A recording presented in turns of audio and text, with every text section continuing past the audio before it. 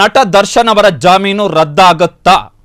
Supreme ಕೋರ್ಟ್ನಲ್ಲಿ ಏನು ವಿಚಾರಣೆ ನಡೀತಾ ಇದೆ ಅದರ ಲೈವ್ ಅಪ್ಡೇಟ್ ಅನ್ನು ನಿಮಗೆ ನಾವು ಕೊಡ್ತಾ ಇದ್ದೀವಿ. ಸದ್ಯಕ್ಕೆ ಸುಪ್ರೀಂ ಕೋರ್ಟ್ ವ್ಯಕ್ತಪಡಿಸ್ತಾ ಇರುವಂತಹ ಅಭಿಪ್ರಾಯಗಳನ್ನು ಗಮನಿಸ್ತಾ ಇದ್ರೆ ನಟ ದರ್ಶನ್ ಅವರು ಬಹುತೇಕ ಜೈಲಿಗೆ ಹೋಗುವಂತಹ ಸಾಧ್ಯತೆಗಳೇ ಹೆಚ್ಚಾಗಿ ಕಾಣಿಸ್ತಾ ಇದೆ. ಸುಪ್ರೀಂ ಕೋರ್ಟ್ ಮತ್ತಷ್ಟು ಪ್ರಶ್ನೆಗಳನ್ನು ಕೇಳಿದೆ ನಟ ದರ್ಶನ್ ಪರ ವಕೀಲರಿಗೆ. ಪ್ರಮುಖವಾಗಿ ಹೇಗೆ ಪ್ರಕರಣದ ವಿಚಾರಣೆಯನ್ನು ನಡೆಸಬಹುದು? ರಾಜ್ಯ ಸರ್ಕಾರದ ಪರ ವಕೀಲರು ಲೂತ್ರಾ ಅವರಿಗೆ ಸುಪ್ರೀಂ ಕೋರ್ಟ್ ಇವತ್ತು ಮತ್ತೆ ಪ್ರಶ್ನೆಯನ್ನು ಕೇಳಿದೆ. ಡೇ ಟು ಡೇ ಅಂದ್ರೆ ಪ್ರತಿದಿನ ವಿಚಾರಣೆಯನ್ನು ನಡೆಸಲಿಕ್ಕೆ ಅವಕಾಶ ಇದೆಯಾ? ಆಗ ಏನಾಗುತ್ತೆ ಅಂತ ಹೇಳಿದ್ರೆ ವಿಚಾರಣಾ ದಿನ ಕೈದಿಗಳು ಅಂಡರ್ ಟ್ರಯಲ್ ಪ್ರಿಸನರ್ಸ್ ಏನಿರ್ತಾರೆ ಅವರು ಜೈಲಿನಲ್ಲೇ ಇರ್ತಾರೆ. ಸೊ ಕ್ವಿಕ್ ಆಗಿ ವಿಚಾರಣೆ ನಡೆಯುತ್ತೆ. ವಿಚಾರಣೆ ನಡೆದು ಟ್ರಯಲ್ ಕೋರ್ಟು ತಕ್ಷಣಕ್ಕೆ ಅತಿ ಶೀಘ್ರದಲ್ಲೇ ಪ್ರಕರಣಕ್ಕೆ ಸಂಬಂಧಪಟ್ಟ ಹಾಗೆ ತೀರ್ಪನ್ನು ಕೊಟ್ಬಿಡುತ್ತೆ. ಸೊ ಸುಪ್ರೀಂ ಕೋರ್ಟ್ ಅಂತಹ ಪ್ರಶ್ನೆಯನ್ನ ಕೇಳಿದೆ. ಮತ್ತೆ ನ್ಯಾಯಮೂರ್ತಿ ಜೆ.ಬಿ. ಪರ್ದಿವಾಲಾ ಅವರು ಪ್ರಮುಖವಾಗಿ ಎತ್ತಿರುವಂತಹ ಪ್ರಶ್ನೆ ಏನು ಅಂತ ಹೇಳಿದ್ರೆ ಹೈಕೋರ್ಟ್ ಹೇಗೆ ಬೇಲ್ ಕೊಡ್ತು ಅಂತೇಳಿ. ಕಳೆದ ವರ್ಷದ ಅಕ್ಟೋಬರ್ನಲ್ಲಿ ನಟ ದರ್ಶನ್ ಅವರಿಗೆ ಕರ್ನಾಟಕ ಹೈಕೋರ್ಟ್ನ ಏಕಸದಸ್ಯ ಪೀಠ ಬೇಲನ್ನು ಕೊಟ್ಟಂತಹ ಸಂದರ್ಭದಲ್ಲಿ ಒಂದು ಅಂಶವನ್ನು ಉಲ್ಲೇಖ ಮಾಡುತ್ತೆ. ಏನು ಅಂತ ಹೇಳಿದ್ರೆ ಬಂಧನಕ್ಕೆ ಸಂಬಂಧಪಟ್ಟ ಹಾಗೆ ಏನು ಪ್ರಕ್ರಿಯೆಗಳನ್ನು ಅರೆಸ್ಟ್ ಮೆಮೋವನ್ನು ಕೊಡದೆ ಅರೆಸ್ಟ್ ಮಾಡಿದಿರಿ ನೀವು ಅಂತೇಳಿ ಅದರ ಬಗ್ಗೆ ಆಕ್ಷೇಪಗಳನ್ನು ಇವತ್ತು ಸುಪ್ರೀಂ ಕೋರ್ಟ್ ಎತ್ತಿದೆ. ಮತ್ತೆ ನ್ಯಾಯಮೂರ್ತಿ ಪರ್ದಿವಾಲಾ ಅವರು ಹೇಳಿದ್ದಾರೆ ಏನು ಅಂತ ಹೇಳಿದ್ರೆ we will not commit the same mistake the high court did. We will not give any judgement for conviction or acquittal.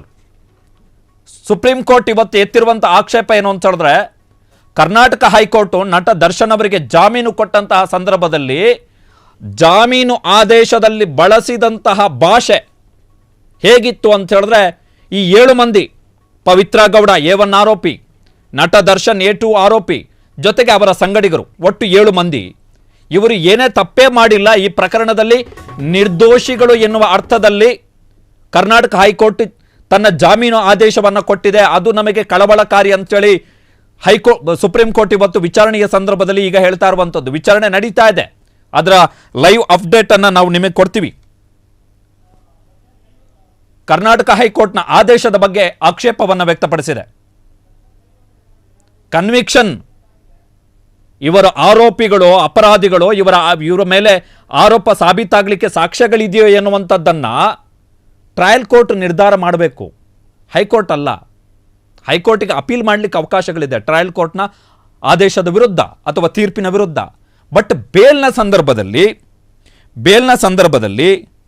ಕೊಟ್ಟಂಥ ಅಭಿಪ್ರಾಯ ಏನಿದೆ ಅದರ ಬಗ್ಗೆ ಆಕ್ಷೇಪವನ್ನು ಸುಪ್ರೀಂ ಕೋರ್ಟ್ ಇವತ್ತು ವ್ಯಕ್ತಪಡಿಸಿದೆ. Don't you think the high court has basically given acquittal to 7? ಜಾಮೀನು ಆದೇಶದ ಸಂದರ್ಭದಲ್ಲಿ ಪವಿತ್ರ ಗೌಡ A1 ಆರೋಪಿ, A2 ಆರೋಪಿ ನಟ ದರ್ಶನ್ ಒಳಗೊಂಡಂತೆ ಒಟ್ಟು 7 ಮಂದಿಗೆ ಜಾಮೀನು ಕೊಡುವಂತಹ ಸಂದರ್ಭದಲ್ಲಿ ಇಡೀ ಪ್ರಕರಣದಲ್ಲೇ ಇವರ ಪಾತ್ರ ಇಲ್ಲ ಎನ್ನುವಂಥ ಅರ್ಥದಲ್ಲಿ ಹೈಕೋರ್ಟ್ ಹೇಗೆ ಜಾಮೀನನ್ನು ಕೊಡ್ತು ಅಂತೇಳಿ ಪ್ರಶ್ನೆಯನ್ನು ಕೇಳಿರುವಂಥದ್ದು. Very sorry to say this ಅಂತ ಹೇಳಿದ್ದಾರೆ ನ್ಯಾಯಮೂರ್ತಿ ಪರ್ದಿವಾಲಾ ಅವರು ಇವತ್ತು ಸುಪ್ರೀಂ ಕೋರ್ಟ್ನ ವಿಚಾರಣೆಯ ಸಂದರ್ಭದಲ್ಲಿ. Does the high court dictate the same order in all bail applications? ತನ್ನ ಪೀಠದ ಮುಂದೆ ಬರತಕ್ಕಂತಹ ಇತರೆ ಜಾಮೀನು ಅರ್ಜಿಗಳಿಗೂ ಕೂಡ ಇದೇ ತರದ ಆದೇಶವನ್ನು ಹೈಕೋರ್ಟ್ ಕೊಡುತ್ತಾ ಅಂತೇಳಿ ಸುಪ್ರೀಂ ಕೋರ್ಟ್ ಪ್ರಶ್ನೆಯನ್ನ ಕೇಳಿದೆ.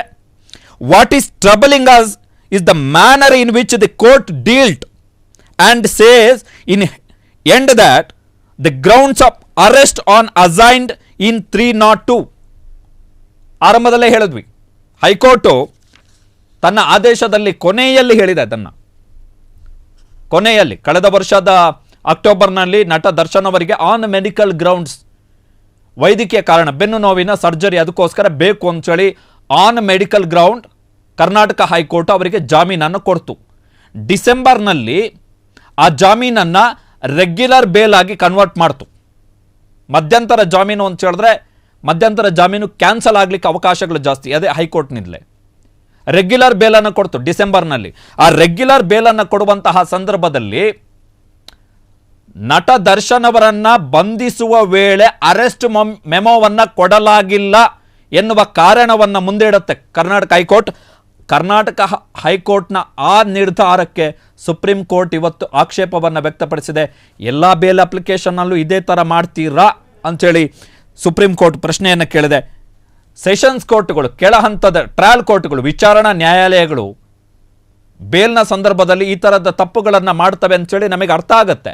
ಆದರೆ ಹೈಕೋರ್ಟ್ ಈ ಥರದ ತಪ್ಪುಗಳನ್ನು ಮಾಡಿದ್ದರ ಬಗ್ಗೆ ಇವತ್ತು ನ್ಯಾಯಮೂರ್ತಿ ಫರ್ದಿವಾಲಾ ಅವರು ಆಕ್ಷೇಪವನ್ನು ವ್ಯಕ್ತಪಡಿಸಿದ್ದಾರೆ. Very important